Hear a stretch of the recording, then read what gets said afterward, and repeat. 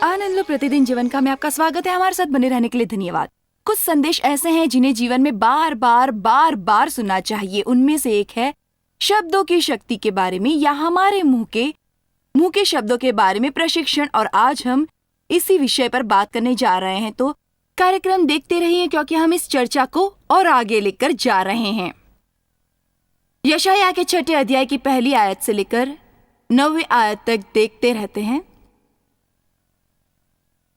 ये कहती है, जिस वर्ष उजिया राजा मरा, मैंने प्रभु को बहुत ही ऊंचे सिंहासन पर विराजमान देखा और उनके वस्त्र के घेर से मंदिर भर गया।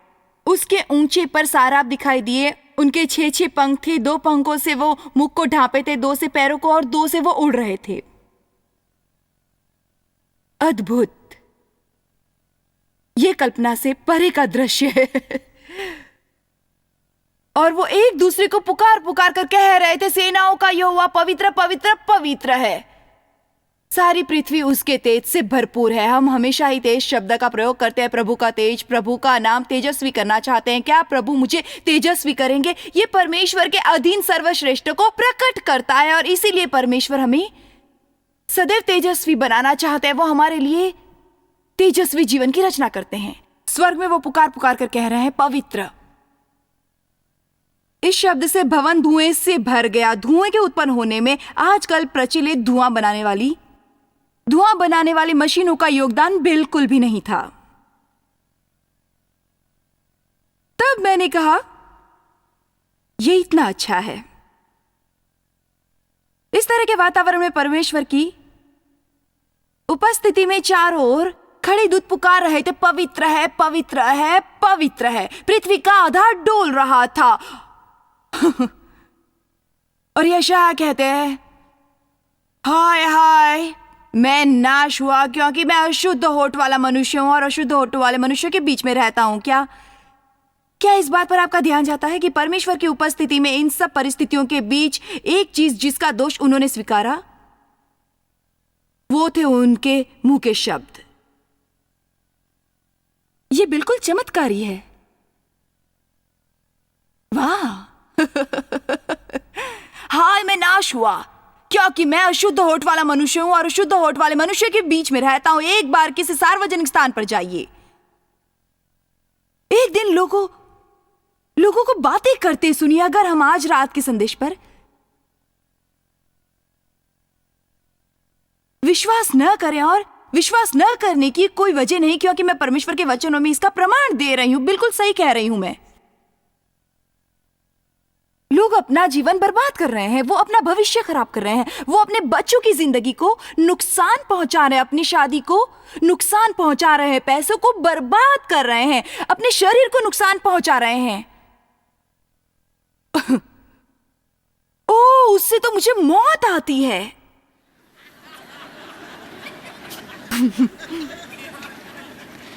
ओ, मुझे पता है ये मुझे मार डालेगा। ओह, ये तो मेरी तबीयत खराब कर देता है। अरे वो तो गले का दर्द है। अरे वो तो दर्द है।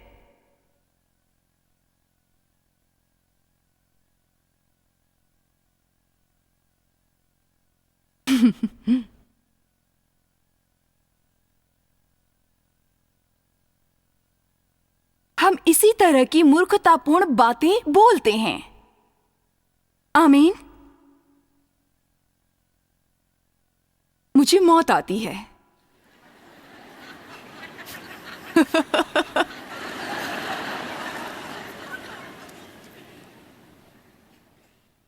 गंभीरता से अगले हफ्ते थोड़ा समय लोगों की बातें सुनने में लगाइए, उनकी बातें सुनिए। मेरे साथ तो कभी अच्छा नहीं होता है। जब भी मेरे पास पैसा आता है, कोई ना कोई खर्च निकल आता है। मेरे पास पैसे नहीं रुकते। मैं इतनी मोटी हूं।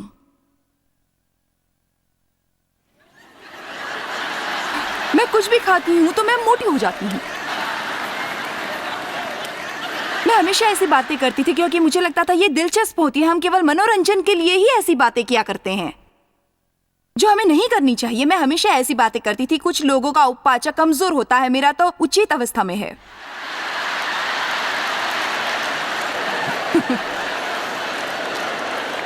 परमेश्वर ने मुझे चेताया और कहा यह वास्तव में उचित हो जाए उससे पहले तू अपना मुंह बंद कर।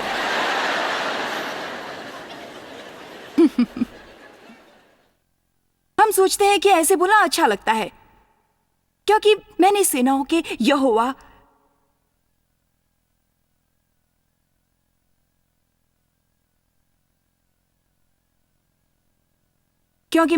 के यहोवा महाराज धीराज को अपनी आंखों से देखा है। तब एक साराप हाथ में अंगारा लिए हुए, जिसे उसने चिपटे से वेदी पर से उठा लिया था, मेरे पास उड़कर आया और उसने उससे मेरे मुंह को छूकर कहा, देख, इससे तेरे होठों को छू लिया है, इसलिए तेरा अधर्म दूर हो गया और तेरे पाप क्षमा हो गए। ये पाप और कुछ नहीं, इंसान के मुंह से निकले पाप हैं। और क्योंकि उन्होंने पश्चाताप किया, हाय हाय मैं नाश हुआ, उन्होंने अपना पाप स्वीकारा, परमेश्वर ने उन्हें क्षमा किया और उनके होठ शुद्ध कर दिए। मुझे नहीं पता कि हम कभी पूरी तरह से गलतियां करना बंद करेंगे या नहीं, लेकिन यह जानती हूं कि हमें आगे बढ़ने के लिए पवित्र आत्मा के निर्देश में काम करना चाहिए। और जब हमारे मुंह से पाप हो जाए तो पश्चाताप करना चाहिए। अगर हमसे कोई पाप होता है,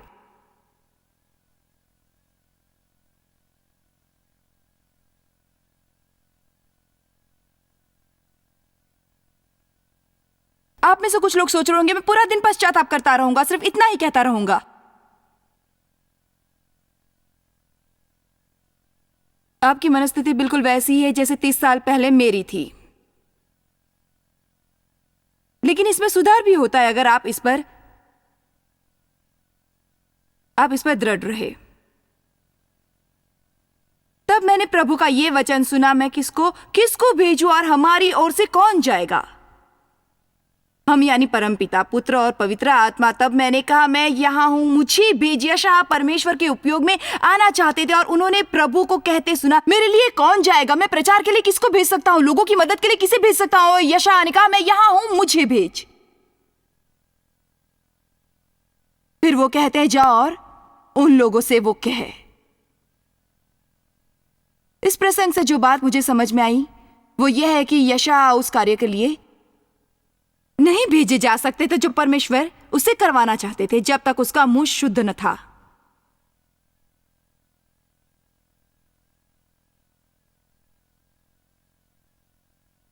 अब ये चाहे सबके लिए ना हो, लेकिन कुछ लोगों के लिए हो सकती है। एक समय ये मेरे अंदर था, आज शायद आप में हो सकती है। आपको ताज्जुब होगा कि आपकी मिनिस्ट्री क्यों नहीं शुरू हो पा रही है।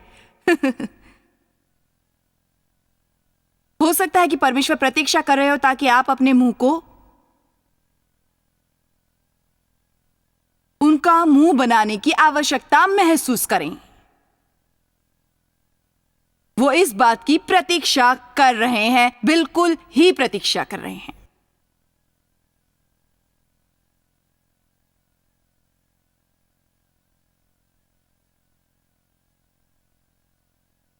निश्चय ही मैं यहां आने और लोगों पर असर करने वाली शक्ति के साथ बोलने की हिम्मत नहीं कर सकती। सारा समय मुंह में असमर्थ बातें बोलकर कुछ देर के लिए सार्थक बातें बोलने की आशा नहीं कर सकती। वो अनर्थक बातें जो नकारात्मक, आलोचनात्मक और दूसरों की मिनमेक निकालने वाली हूं, दूसरों की कमियां गिनने वाली हूं। मैंने कहा मैं संपूर्ण नहीं हूं, मैं गलतियां करती हूं, लेकिन मैं आगे आ चुकी। सच तो यह है कि अपनी कही बातों के प्रति हम सब के मन में एक सम्मान या डर की भावना होनी चाहिए। हर समय कुछ भी बोलते नहीं रहना चाहिए जो लोगों को अच्छा ना लगे। हमें चुप रहना चाहिए, एक पेड़ अपने फल से पहचाना जाता है। और मैं आपसे यही कहती हूँ कि अपनी जिंदगी में आने वाले कुछ हफ्तों, महीनों और सालों में खुद को सुनने की आदत डालिए, क्योंकि आप में से कुछ लोगों को खुद को पहचानने की बहुत जरूरत है। आप स्वयं को सचमुच नहीं जानते। आपने अपने बारे में कुछ गुमान पाले हैं, वो भी गर्व के साथ। जैसे कुछ लोग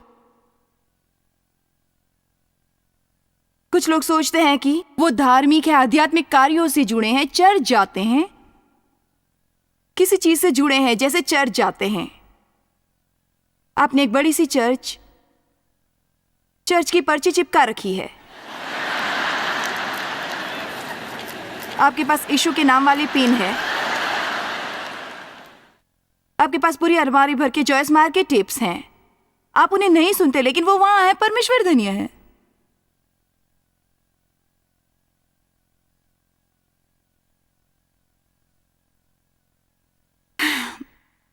याकूब प्रथम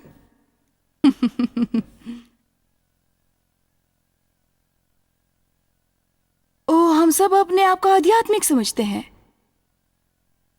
मैं 5 सालों तक लगातार चर्च जाती रही हूं। इसका मतलब ये नहीं कि आप आध्यात्मिक हैं।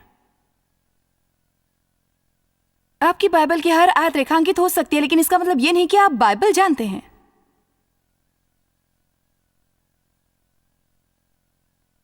क्या आप तैयार हैं? क्या कोई इसे समझने के लिए तैयार है? क्या आप सच में आत्म साक्षात्कार कर सकते हैं? चलिए देखते हैं। यदि कोई अपने आप को भक्त समझे और अपनी जीभ को लगाम न दे और अपने हृदय को धोखा देता रहे, छल करता रहे, तो उसकी भक्ति व्यर्थ है। अब जानते हैं, अक्सर जो लोग जितने अधिक धार्मिक होते हैं उतनी ही लंबी उनकी जबान होती है। जितना बोलना नहीं चाहिए उतना वो बोलते हैं, लोगों को दुखाते हैं।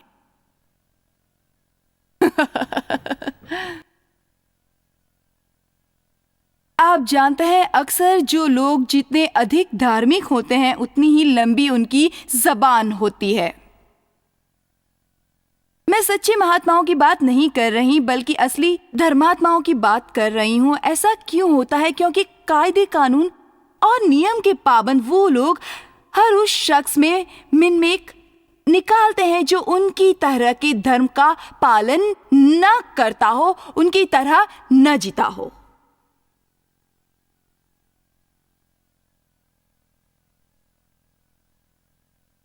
सुनिए, स्वयं परमेश्वर बहुत सारे गिरजाघरों में नहीं जा पाए।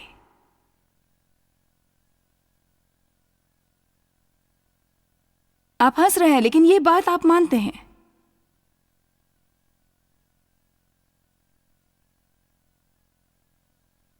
हमें वो आयत दोबारा पढ़नी चाहिए। एक बार से मन नहीं भरता। याकूब के पहले अध्याय की 26वीं आयत। यदि कोई अपने को भक्त समझे और अपनी जीभ पर लगाम न दे। ठीक है कि आप हफ्ते में 2 बार चर्च जाते हैं। ठीक है, आप चर्च जाते हैं। क्या आप अपनी जबान को नियंत्रण में रखते हैं? आप रविवार के विद्यालय में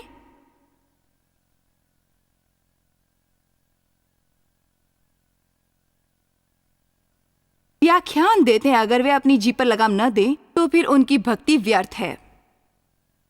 और आगे चलकर 2-4 बातें कहनी है। जो असल में भक्त है उसे लोगों की मदद करनी चाहिए और जीवन को पवित्रता के साथ जीने की चेष्टा करनी चाहिए। तो 26 और 27वीं आयत में 3 बातों का उल्लेख है जो असली भक्त के अंदर होनी चाहिए। पहला, अपनी जीभ को लगाम दे। दूसरा, लोगों की मदद करे जो दीन दुखी हैं। और तीसरा, स्वयं को शुद्ध रखे और पवित्र जीवन जिए। अच्छी बात यह है कि आज रात इस स्थान पर आपकी उपस्थिति प्रमाणित करनी है कि आप इस विषय में जागरूक हैं। आमीन। और टीवी पर देख रहे बाकी लोग अगर मेरी अभी कहीं बात सुन सकते हैं तो वो भी उन्हीं जागरूक लोगों में शामिल हैं। और अच्छी बात यह है कि जब हम अपने हृदय में बदलाव लाना चाहते हैं तो परमेश्वर ही उसके लिए उपयुक्त व्यक्ति को भेज देते हैं। परमेश्वर के वचनों का शिक्षण कभी भी हमें लज्जित नहीं करता, बल्कि हमेशा स्वीकारोक्ति करवाता है। और स्वीकारोक्ति हमसे क्या करने को कहती है? ये हमसे कहलवाती है कि मैंने वो किया, गलती हो गई, मुझे खेद है। फिर हमें वो हल्का कर देती है और सुधार कर बेहतरी की ओर प्रेरित करती है। एक बात जान लीजिए कि अगर आप हर हफ्ते चर्च जाते हैं और त्रुटियों को स्वीकारने की प्रेरणा देने वाला उपदेश नहीं सुनते तो आपका जाना निरर्थक है। चर्च जाने का कोई मतलब नहीं।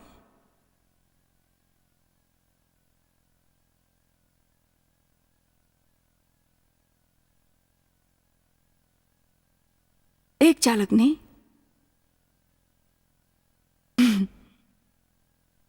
ने अपनी कार एक स्कूल के पास लाल बत्ती होने से पहले ही रोक दी। हालांकि वह रफ्तार बढ़ाकर पैदल चलने वालों के स्थान को जल्दी से पार कर सकता था। उसके ठीक पीछे की महिला अपनी कार में आग बबूला होकर लगातार हॉर्न बजाने लगी, उठपटांग चिल्लाने लगी क्योंकि उसे उसके साथ चौराहा पार करने का मौका नहीं मिला। वो जल्दी में थी और उस चालक द्वारा कानून पालन पर नाराज थी, चीख चिल्लाहट कर रही थी। इस दौरान महिला की कार की खिड़की पर एक संजीदा पुलिस वाले को खटखटाते देखा, जिसने उसे हाथ ऊपर कर बाहर आने को कहा। वो उसे पुलिस स्टेशन ले गया, जहां उसकी तलाशी हुई, उंगलियों के निशान लिए गए, फोटो खींची गई और जेल में डाल दिया गया।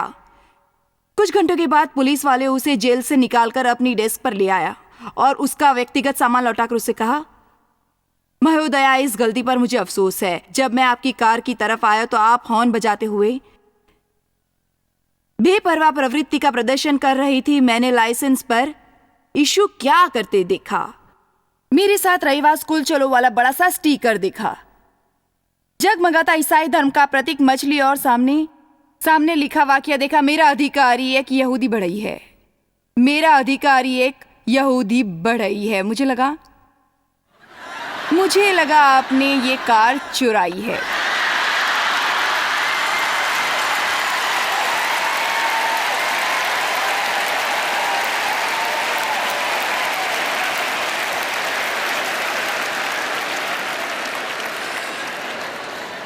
मत्ती के 12वें अध्याय की 33वीं आयत।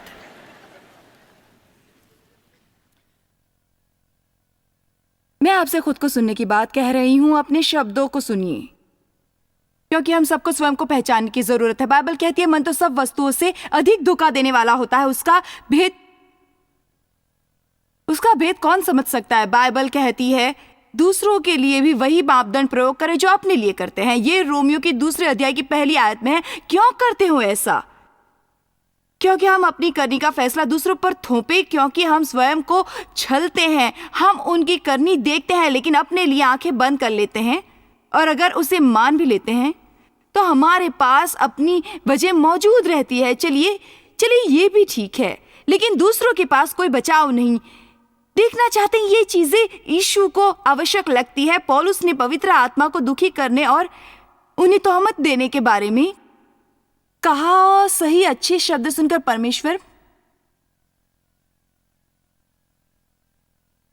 परमेश्वर मुस्कुराते हैं। गलत शब्द पवित्र आत्मा को दुखी करते हैं। एक दूसरे के प्रति हमारे गलत शब्दों से परमेश्वर दुखी होते हैं। इसका अर्थ ये नहीं कि पाप की अनदेखी करते हैं आप। पाप को पाप ही कहा जाएगा, लेकिन कभी कभी पापों से संघर्ष करना पड़ता है और कभी कभी उन्हें सुधारना पड़ता है, लेकिन हमें सतर्क रहना है। कभी कभी हमारे मुंह से कोई निरर्थक बात यूं ही न निकले। वो बोलिए जो बोलना चाहते हो। हमारा हृदय हमें धोखा दे सकता है, लेकिन अगर हम अपने आप को सुने तो स्वयं से पहचान हो जाएगी। यदि पेड़ को अच्छा कहो तो उसके फल को भी अच्छा कहो, या पेड़ को निकम्मा कहो तो उसके फल को भी निकम्मा कहो। हमारा हृदय हमें धोखा दे सकता है, लेकिन अगर हम अपने आप को सुने तो स्वयं को बदल सकते हैं। यदि पेड़ को अच्छा कहो तो उसके फल को भी अच्छा कहो। अगर पेड़ को निकम्मा कहते हो तो उसके फल को भी निकम्मा कहो। आप उन्हें उनके फल से जानेंगे, उनके फल से ही उन्हें पहचानेंगे।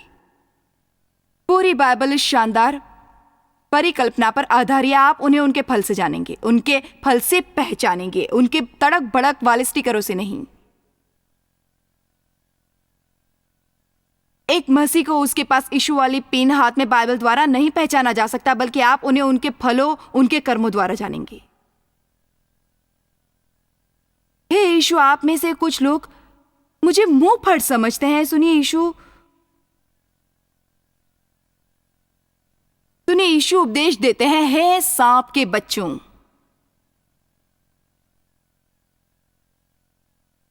मेरे ख्याल से मैं काफी नर्म हूं।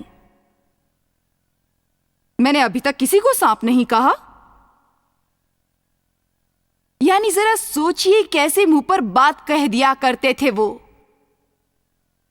उन्होंने आडंबरपूर्ण, कर्णप्रिय दिखाने वाली बात कभी नहीं बोली। वो उस गड़बड़ की जड़ में जा पहुंचे। यीशु को उससे घृणा थी। हे सांप के बच्चों, हे सांप के बच्चों, हे सांप के बच्चे, तुम बुरे होकर क्यों नहीं अच्छी बातें कह सकते हो? क्योंकि जो मन में भरा है वही मुंह पर आता है। भला मनुष्य मन के भंडार से कभी बातें निकालता है और बुरा मनुष्य बुरे भंडार से बुरी बातें निकालता है। और मैं तुमसे कहता हूं कि जो जो निकम्मी बातें मनुष्य कहे, ऐसी बातें जिनसे लोगों को दुख पहुंचता है, ऐसी बातों का न्याय के दिन हर मनुष्य को लेखा देना ही पड़ेगा, जरूर देना पड़ेगा।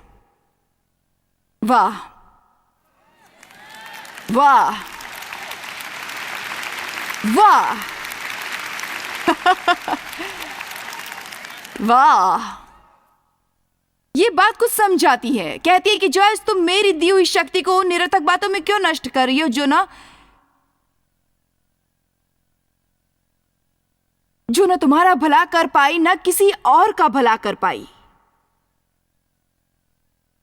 शब्द शक्ति के पात्र हैं, उनमें शक्ति संचित रहती है। कभी आपने आजकल प्रचलित गीतों पर गौर किया है? आप सोचते हैं वो शैतान से प्रेरित नहीं है। कुछ गीतों के शब्द सुनकर दिमाग ही खराब हो जाता है। उनमें और आराधना के अंतर को पहचानिए।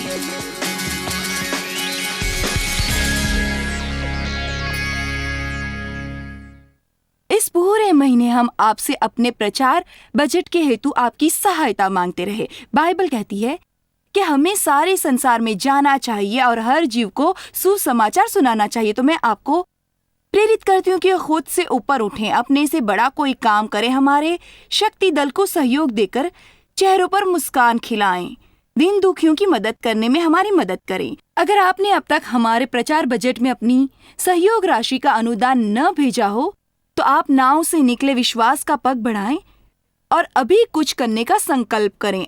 आप कभी नुकसान में नहीं रहेंगे। जो आप दूसरों के लिए करते हैं, परमेश्वर वही आपको वापस लौटाते हैं। परमेश्वर आप पर कृपा करें। आपकी उदारता, विचारशीलता और प्रार्थना के लिए आपका बहुत बहुत धन्यवाद।